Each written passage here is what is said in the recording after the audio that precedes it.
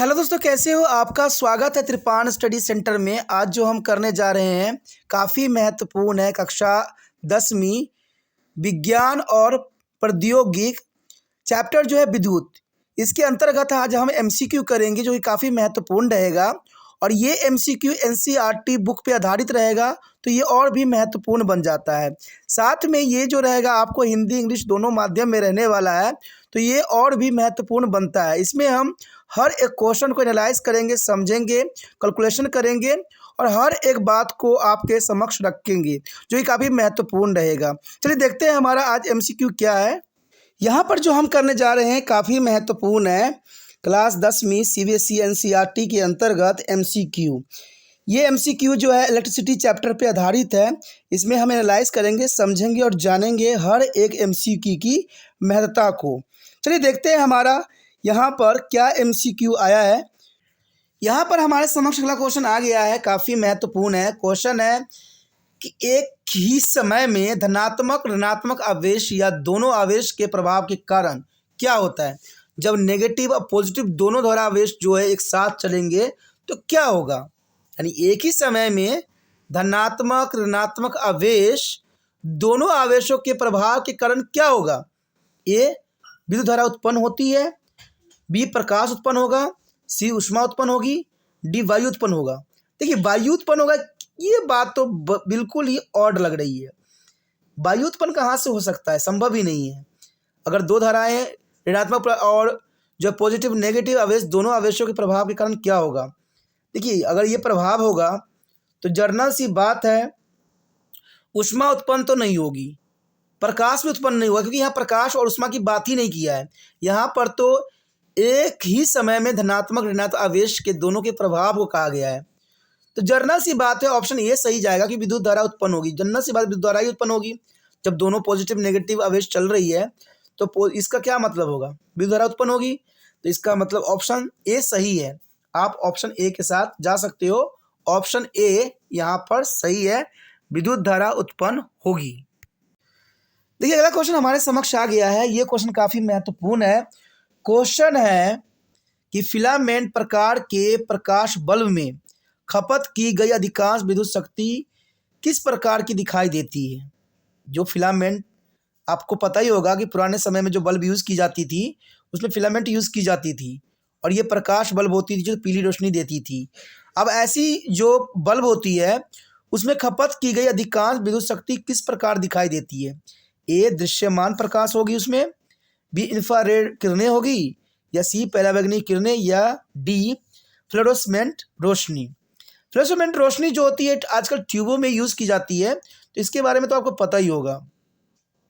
परावैंगनी विकिरणें, ये परावैंगनी विकिरणें जो होती है सूर्य से हमें प्राप्त होती है, जो कि ओजोन परत के नुकसान के कारण हम तक पहुंच रही है। तो जनरल सी बात है, ये क्वेश्चन का आंसर आप खुद भी दे सकते हो, बहुत काफ़ी आसान भी है। क्वेश्चन मैं बता देता हूँ कि फिलामेंट प्रकार के प्रकाश बल्ब में खपत की गई अधिकांश विद्युत शक्ति किस प्रकार का दिखाई देगा। देखिए दृश्यमान प्रकाश तो होगा नहीं, तो इसका मतलब इंफ्रारेड किरणें होगी, क्योंकि हमने फ्लोरोसेंट रोशनी को तो हम ट्यूबलाइट की बात कर ली है। परावैंगनी विकिरण सूर्य से प्राप्त होती है, दृश्यमान प्रकाश तो होगी नहीं, तो इसका मतलब ऑप्शन बी सही है, इंफ्रारेड किरणें। इंफ्रारेड किरणें जो होती है काफ़ी महत्वपूर्ण होती है, ठीक है, जो कि हमें प्रकाश बल्ब में नज़र आती है, दिखाई भी देती है। तो ऑप्शन आप बी के साथ जा सकते हो। इस क्वेश्चन का आंसर बी सही है। चलिए देखते हैं अगला क्वेश्चन क्या है। देखिए हमारे समक्ष अगला क्वेश्चन आ गया है, काफ़ी महत्वपूर्ण है। क्वेश्चन है एक निश्चित समय पर घर को 220 वोल्ट पर 100 एम्पेयर की आपूर्ति की जाती है और एक ही समय में घर में कितने जो है 75 वाट का 220 वोल्ट प्रकाश बल्ब चालू किए जा सकते हैं। 75 वाट के कितने बल्ब जो है चालू किए जा सकते हैं 100 एम्पेयर पे, ठीक है। और सबसे बड़ी बात है, यदि ये सभी समांतर में जुड़े हुए हैं, यानी समांतर क्रम में जुड़े हुए हैं, सारे बल्ब जो है श्रेणी में नहीं है, सब के सब समांतर में है। और समांतर का एक विशेषता होती है कि समांतर में होने से विद्युत जो वोल्टेज होती है वो सेम होती है और करंट डिफरेंट होता है। तो यहाँ क्वेश्चन बहुत ही क्लियर बताई गई है। अब इसके लिए आपको जो है कैलकुलेशन शीट पे चलना पड़ेगा, कैलकुलेशन करना पड़ेगा तो ये काफ़ी महत्वपूर्ण रहेगा। चलिए कैलकुलेशन पे चलते हैं। तो देखा जाए तो कैलकुलेशन यहाँ पर देखा जाए तो सबसे पहले तो आपको ये मानना पड़ेगा कि माना जो बल्ब पैरेलल में जुड़ेंगे वो एक्स होंगे, यानी जो बल्ब होंगे पैरेलल में जुड़ेंगे उसको आपको एक्स मानना पड़ेगा। ठीक है, सबसे पहली बात यहाँ बताया गया है कि एक बल्ब की पावर कितनी है, 75 वाट की बल्ब यूज़ की गई है। कितनी? 75 बल्ब की। तो ऐसे ही कितने बल्ब होंगे, तो हमने पहले ही बता चुके कि पैरेलल में कितने बल्ब जुड़े होंगे, तो उसको जो है एक्स माने थे। तो इसका मतलब होगा कि जो शक्ति बल्ब यूज़ करेगी वो कितनी यूज़ करेगी, 75x करेगी। तो 75x आ गया। अब यहाँ पर 75x आ गया, इसका मतलब ये हमारा पावर है। 75x जो है हमारा शक्ति है। और शक्ति का फॉर्मूला क्या होता है? शक्ति का फॉर्मूला होता है कि P = VI, पावर = VI। तो पावर = VI है, तो आपको पता हो गया होगा कि 75 तो इधर आ गया। वोल्टेज हमें 220 वोल्ट से जुड़ा हुआ था, और इसमें जो है एम्पेयर, कितनी एम्पेयर गुजर रही थी, 100 एम्पेयर। तो 100 एम्पेयर आ गया। तो 75 = 220 इंटू 100। ठीक है, तो x का वैल्यू कितना आएगा, 220 गुना 100 और बटा में 75। 75 को 25 से काट दीजिए, 25 तिया 75, 3 आ गया, और 25 चौके 100, 4 ऊपर आ गया।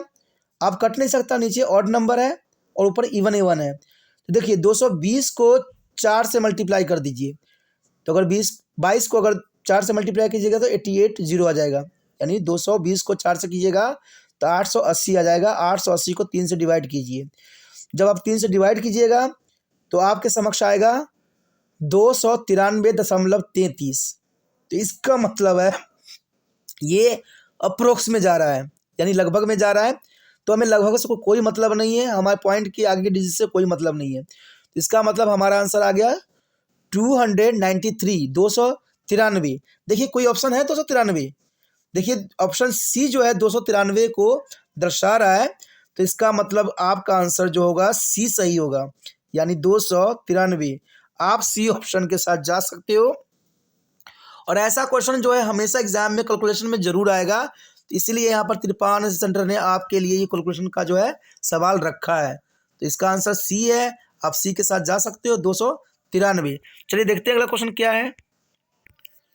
अगला क्वेश्चन हमारे समक्ष आ गया है। ये क्वेश्चन भी काफ़ी इंपॉर्टेंट है और कैलकुलेशन वाली है। क्वेश्चन है कि एक इलेक्ट्रिकल हीटर की रेटिंग 2 किलोवाट है, यानी एक इलेक्ट्रिकल हीटर जो है 2 किलोवाट जो है खपत करता है।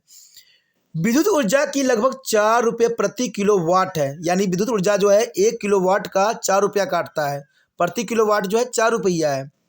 तो 3 घंटे तक हीटर का उपयोग करने की लागत क्या होगी? क्वेश्चन बिल्कुल डायरेक्ट है और सिंपल है कि एक इलेक्ट्रॉनिक हीटर जो है रेटिंग 2 किलोवाट लेता है, यानी 1 घंटे देखा जाए तो 2 किलोवाट लेता है। ठीक है, तो विद्युत ऊर्जा की जो है 4 रुपये प्रति किलोवाट के दर से पैसे ली जाती है। अगर यही हीटर 3 घंटा चलता है तो कितना पैसा जो है कंज्यूमर को चुकाना पड़ सकता है? तो इसके लिए भी आपको कैलकुलेशन करने की ज़रूरत है। आप तुक्का नहीं लगा सकते, अब 12, 24, 36, 48 ऐसे नहीं लगा सकते। ठीक है, या आप सोचोगे कि गुना कर दूंगा, 4 तिया 12 और 12 दूने 24, तो ऐसा भी आप नहीं कर सकते। इसके लिए कैलकुलेशन करने की ज़रूरत है। ठीक है, कुछ बच्चे तो ऐसे भी करेंगे कि 4 3 ज़ा 12 और 12 2 ज़ा हो गया आंसर। तो कहते हैं कभी कभी तुक्का भी चल जाता है, लेकिन तुक्का पे कभी नहीं कीजिए, क्योंकि ट्रिक जो होता है कभी सटीक नहीं बैठता है। सबसे पहले तो हम ये लेंगे कि इलेक्ट्रिकल हीटर यानी जो इलेक्ट्रॉनिक हीटर की रेटिंग कितनी है। इलेक्ट्रॉनिक हीटर की रेटिंग 2 किलोवाट है, तो हम लिख लेंगे 2 किलोवाट। अब यहाँ पर देखा जाए तो पावर जो होगी यानी शक्ति जो होगी हीटर कितनी होगी, 2 किलोवाट होगी, ये भी शक्ति भी 2 किलोवाट होगी। तो हमें कितना टाइम लगा है, टाइम हमें 3 घंटा का दिया गया है। तो आपको फॉर्मूला पता होगा कि energy equal to P into time, यानी पावर इंटू टाइम। तो इसका मतलब एनर्जी कितनी निकलेगी, 2 गुना 3, तो इसका मतलब हो गया 6 किलोवाट, यानी 6 किलोवाट जो है 3 घंटा में वो हीटर जो है इस्तेमाल करेगा। अब हमें वाट पता चल चुकी है कि 6 किलोवाट जो है 3 घंटा में वो चलाएगा। तो कॉस्ट ऑफ एक यूनिट कितना है, 4 रुपया है। तो 4 यानी 6 यूनिट हमें आया हुआ है ना, तो 6, तो कॉस्ट ऑफ इलेक्ट्रिसिटी कितनी होगी, 6 गुना 4, तो आंसर कितना आ रहा है 24। देखिए हमने डायरेक्ट आंसर करके भी हम तुक्का मार के जो करने की कोशिश की, लेकिन हर जगह ये बात नहीं बैठती है। ये कैलकुलेशन आपको दिमाग में रहेगा, क्वेश्चन बेसिकली चेंज होगा, तो आप इस कैलकुलेशन के हिसाब से अगले क्वेश्चन को भी तैयारी कर सकती हो। इसलिए हमेशा क्वेश्चन को जो है करने की कोशिश करो, ऐसे मत लगाने की कोशिश करो। ठीक है, मैंने पहले ही बता दिया था कि 24 है, बट ये सही नहीं थी क्योंकि हम जब तक कैलकुलेशन नहीं करेंगे, जब तक वो सही नहीं जाएगा, हम उसका आंसर सही नहीं बता सकते हैं। और यही काफ़ी खासियत बात यहाँ पर रखता है। फिर भी देखा जाए तो इसका आंसर बी 24 है, जो हमने कैलकुलेशन करके निकाला है। 6 किलोवाट को अगर 4 से गुना करेंगे तो 24 रुपया आएगा। तो 24 रुपया जो है 3 घंटे में जो है हीटर कंज्यूम करेगा। तो ये बी ऑप्शन आपका सही है, बी ऑप्शन के साथ आप जा सकते हो, और ये काफ़ी महत्वपूर्ण था। देखा जाए दोस्तों, यहाँ पर हमने बहुत ही महत्वपूर्ण बातों पर डिस्कस किया। हमने सारे क्वेश्चन को बहुत ही इंटरेस्टिंग वे पे जो है सोल्यूशन किया, जो कि काफ़ी महत्वपूर्ण रखता है एग्जाम व्यू से। अगर आपको समझ में आया, अच्छा लगा और चाहते हो कि और भी आपके लिए त्रिपान सेंटर इसी तरह से वीडियो लाता रहे, इसी से आपके जो है हेल्प करता रहे, तो जितना हो सके इस वीडियो को शेयर जरूर कीजिए।